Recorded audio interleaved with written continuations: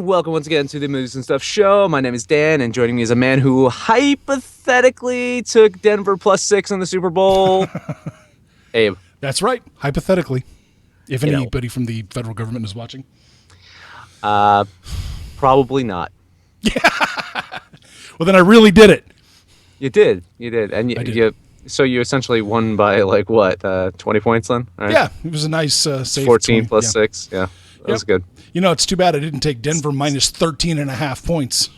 I wouldn't be doing this anymore, Dan. I'd be on my island somewhere. Is that possible? Is it even possible to do that? You can modify things to a degree and get some better odds online. I've never been to a Vegas sports book, so I don't know. But yeah, you can modify it online.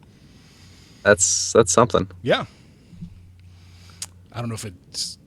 I'm happy. I'm not complaining. Go Denver. I don't say that often. You don't. But when I don't want to spend too much time talking about the game because I'm torn here. I'm torn here because I don't want to say that it was a boring game. No. Because the Denver defense was so good, and you hate to tear them down for being a good defensive team, but you know what? It was a boring game. It was a boring game, yeah, because the defenses were doing what they should be doing, is disrupting the offense. Yeah, but when neither team can convert a third down, it becomes such a snooze fest after a while. Oh, no argument there. Yeah. Did you like the game at all? Oh yeah, of course I liked it. Yeah. But besides it being boring, it was probably the worst Super Bowl I've ever watched. But it beats watching a lot of things. I don't know. I remember seeing some of those as just absolute blowouts. I think those were kind of more boring. Oh, let's see. Ravens-Giants was probably the worst I've ever seen. I'm thinking who did Denver beat? Or I'm sorry, was it San Francisco, Denver? San Francisco whooped them Yeah. Yeah. Those are some pretty bad ones.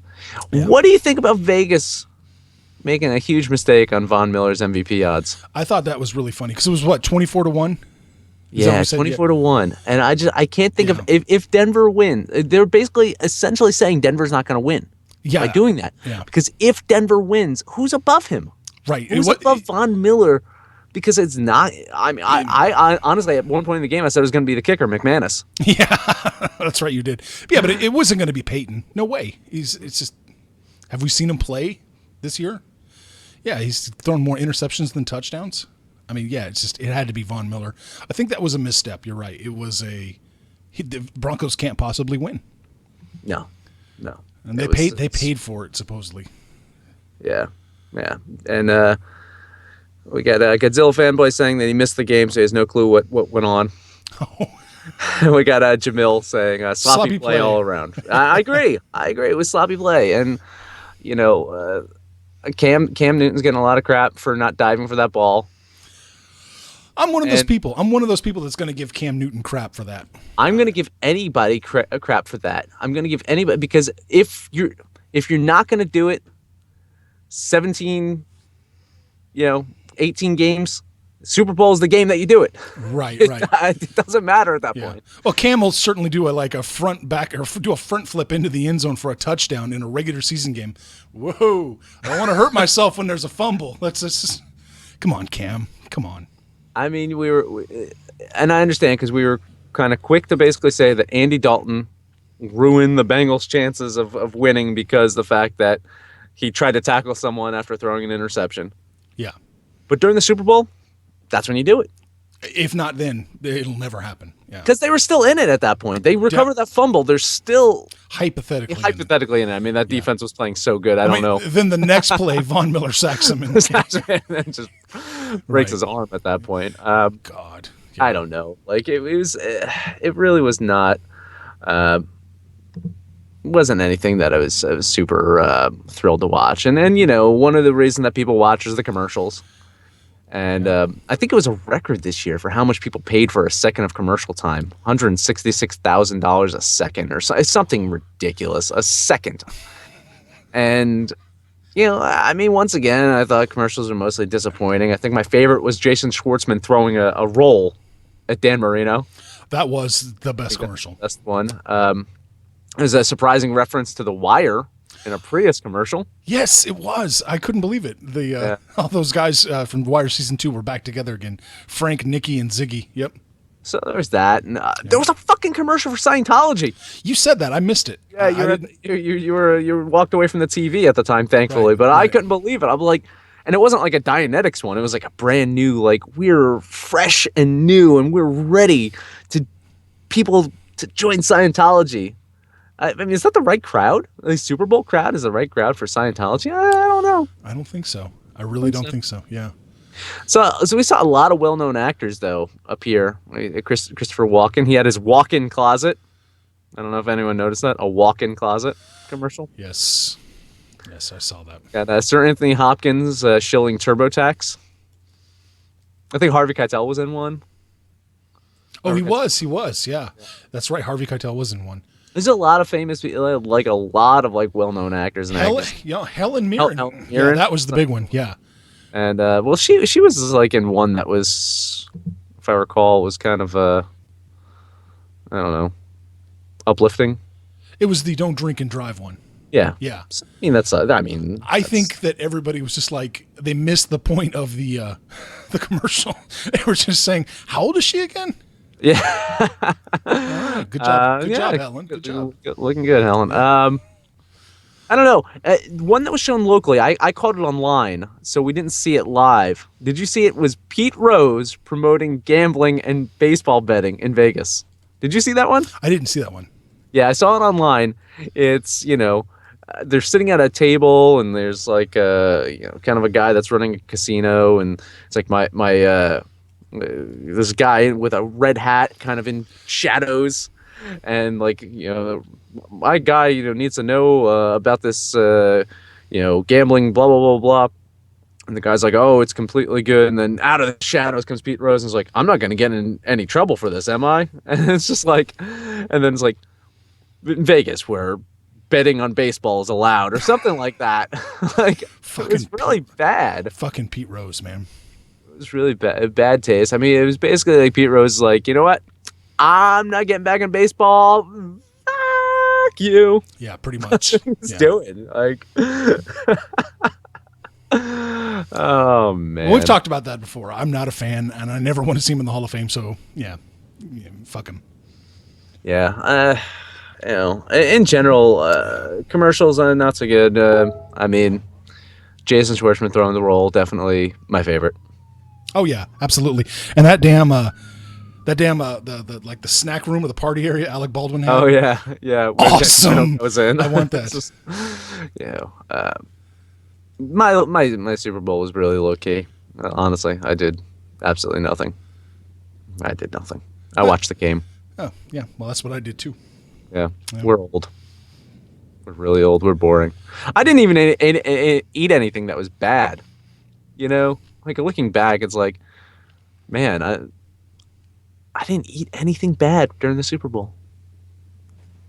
I don't know what to say. I just shake my head at you. That's getting old. Yeah, you are. You are. Another thing that happened during the Super Bowl, movies happened. It's always something.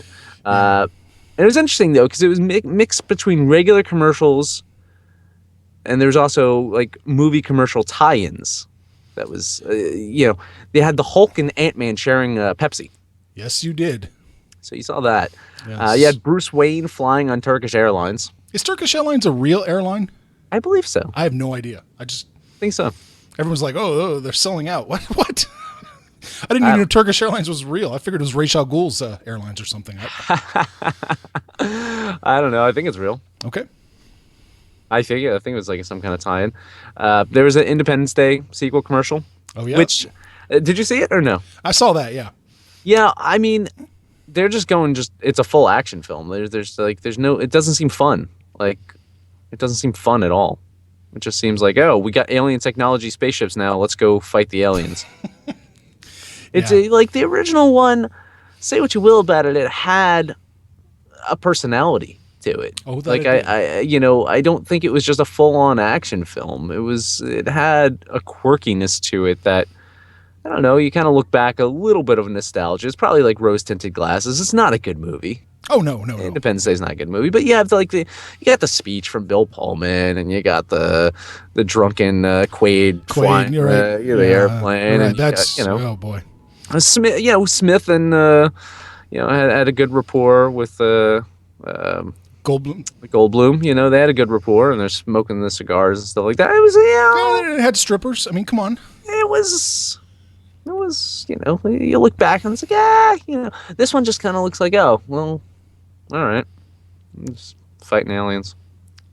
Okay. I don't know. I think the Bourne trailer looked all right. Did you see? Didn't see it. I didn't see that one. Yeah, okay. I've heard good things about it though. It's another trailer of a kind of a spy franchise that makes Bond look even more old and more tired.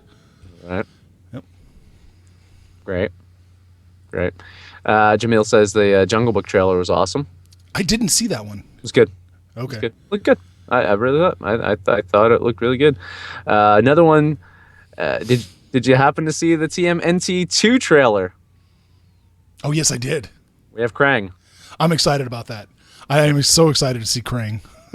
The first one wasn't good, but it really wasn't that bad either. It's TMNT. I mean, yeah, you know what you're getting, and I'm definitely going to watch this one too. Yeah, I haven't seen the first one.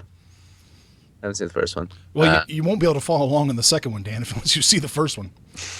I don't think I'm going to see the second one either. I'll defer to your judgment to let me know. All right. Well, you just keep watching Independence Day over and over again. Yeah. Oh, leave the heavy lifting to me, Daniel. Come on! How dare you? How dare you insult the brilliant Harvey Fierstein? I mean, that's just wrong. He's got to call his mother. I think Harvey Fierstein should voice one of the Ninja Turtles. He looks like a Donatello. Oh, Leonardo. Yeah, that's exactly right. Yeah, it's perfect. No, but I mean, I'm sure it's gonna be interesting enough to check it out. Krang, that's cool. I mean, Krang is. Yeah. Bebop and Rocksteady are in this one too. Yeah, they are. So yeah, they actually look pretty good from the trailer. They look pretty good. Gang's back together. Yeah. Well, a lot of people were just criticizing that in the first one that Shredder just wasn't. It was kind of like overdone at this point, like Shredder as a villain. So Krang is like a fresh, breath of fresh air. So it's a brain in like a robotic body. I mean, from that's like awesome. the Dimension X or Dimension something. X, Yes. Yeah, Dimension X, the Terradrome. I mean, did you? You're older than me. Did you have Teenage Mutant Ninja Turtle toys? No, not toys. I was aware of the cartoon. You're a little bit older than me. Yeah. So I had all the Teenage Mutant Ninja Turtle toys. Yeah. It was like I had the blimp and the turtle van and the little sewer playset. Like I had them all. Like that was my thing. Like Teenage Mutant Ninja Turtles was my thing. Nice. So I'm surprised I haven't seen the last one. Oh yeah, you'll get around to it. It's on like Hulu for free, I think. Is it? Amazon too? I'm pretty sure. Yeah. Yeah. Well, maybe I'll check it out. It's worth at least a little look. I mean, you'll fall asleep to it or whatever. But just spending the last week powering Carnival. Yeah.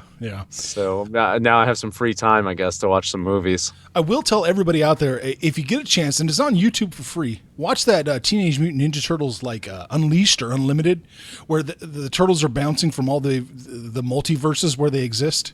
It goes from the cheesy 90s cartoon to the more updated versions where it's more hardcore, all the way back to the black and white comic. The turtles bounce around to all these different kinds of universes. It's actually really clever. I enjoyed it. Yeah. It's free on YouTube. What are you gonna do? Yeah. I mean, you can't beat that. Free. That's like our show. Free. That's why people watch it. It's free. That's the only reason. I mean, if we charge for this, no one would watch it. Our ratings would plummet. Yeah, it would. But free. Yeah, we don't even have commercials. we've got breaks, which is a great opportunity for me to say, let's take a little break. There you go. Make sure that you like our video, comment below, subscribe to our channel. Take a quick break. When we return, we're going to break down what we think to be the top 10 films from the early 70s. So that's 1970 to 1974. Stay tuned.